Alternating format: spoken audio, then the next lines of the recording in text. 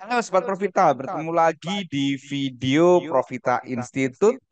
Pada kesempatan hari ini, di hari perdagangan terakhir bursa, kita akan kulik saham IPO sepanjang 2022.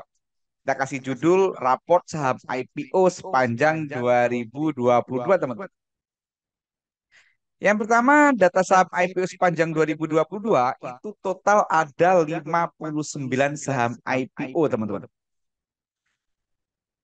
Dari 59 itu, 13 diantaranya ada di papan utama, 34 di papan pengembangan, dan 10 ada di papan akselerasi. Yang dua itu ada di papan ekonomi baru. Papan ekonomi baru itu baru di launching beberapa waktu yang lalu, dan ini yang baru IPO di saham di papan ekonomi baru itu hanya Goto dan Blibli. Beli. Gitu kan? Jadi ini teman-teman, ada 59 saham IPO. Selanjutnya apa saja yang akan kita kulik, yaitu kita nggak akan semua kita kulik secara detail, tetapi kita hanya sampaikan aja. Yang pertama harga IPO, kemudian kenaikan atau harga tertinggi pasca IPO, kemudian penurunan atau harga terendah pasca IPO, harga terkini penutupan saat video dibuat, dan doa atau akumulasi distribusi pasca IPO hingga akhir tahun 2022. Kita akan bagi beberapa segmen supaya nggak terlalu panjang video ini. Yang pertama kita akan buat di bulan Januari Februari ini. Jadi ini video part 1, nanti mungkin ada 6 video. Di bulan Januari ini total ada 8 saham, teman-teman. Ada 8 saham. Yang pertama ada ADMR 3 Januari, ini ada papan pengembangan, sektornya energi, SEMA, ASLC, Net TV, Baut, ENA, NTBK, dan ADCP. Nah, ini yang di energi 2 saham, kemudian yang lebihnya barang konsumen non primer, satu di perindustrian dan satu di properti dan real estate, yaitu ADCP. Nah, kita kulik-kulik nih. Sekarang kalau kita perhatikan, yang pertama saham ADMR, teman-teman. ADMR itu IPO harganya 100. Harga tertinggi pasca IPO itu 3.140 atau naik lebih dari 300%. Dan dia tidak pernah turun di bawah harga IPO. Harga terkininya ada di 1.965. Jadi sejak IPO Januari sampai sekarang itu udah profit sekitar 1.800-an%. Kemudian saham SEMA. Saham SEMA ini 180 harga IPO-nya, tertinggi 326 atau naik 81%.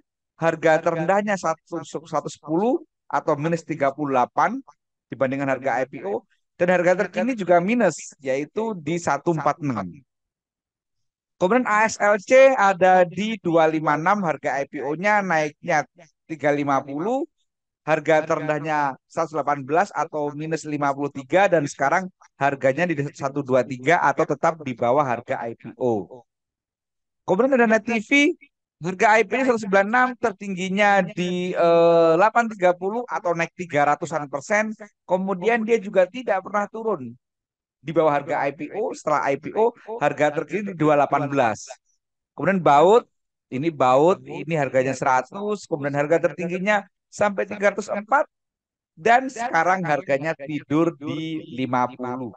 Jadi memang dia sempat naik sampai 200% dibandingkan harga IPO, tapi sekarang harganya tidur di 50.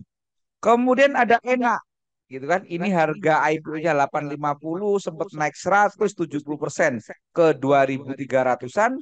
Harga terkininya sempat turun terendahnya di 635 atau sempat minus 25%, tetapi harga terkini 1835 atau masih naik.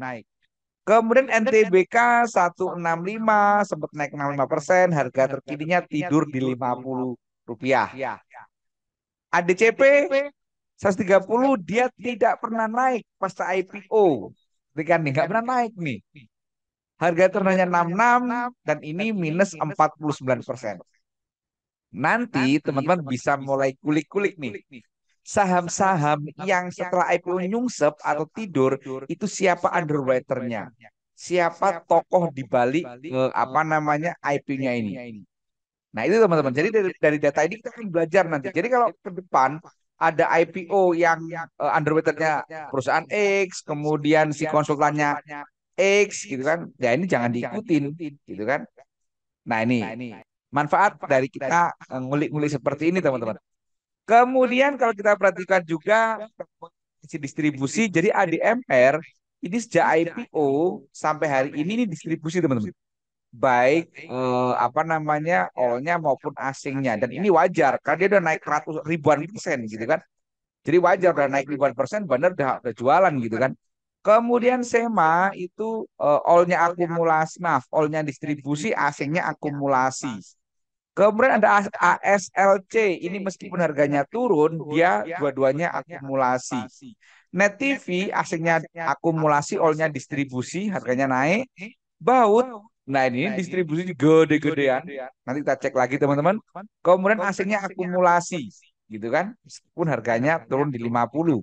Kemudian enak, itu sempat naik. Jadi kalau tadi di ADMR itu naik diikuti distribusi, enak ini masih akumulasi teman-teman. Baik all-nya maupun asingnya. NTBK ini yang sudah nyungsep ke 50, ini distribusi semua. Maka bisa kita katakan NTBK ini masih akan lama tidurnya di 50. Kemudian ADCP ini juga sama. Ini mungkin nasibnya akan sama dengan NTBK, akan kembali tidur ke 50.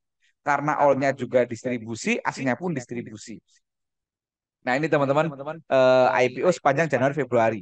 Nah sekarang kalau kita simpulkan, gitu kan, dari 8 saham itu 7 diantaranya atau 87,5% ini naik minimal 36% pasca IPO teman-teman.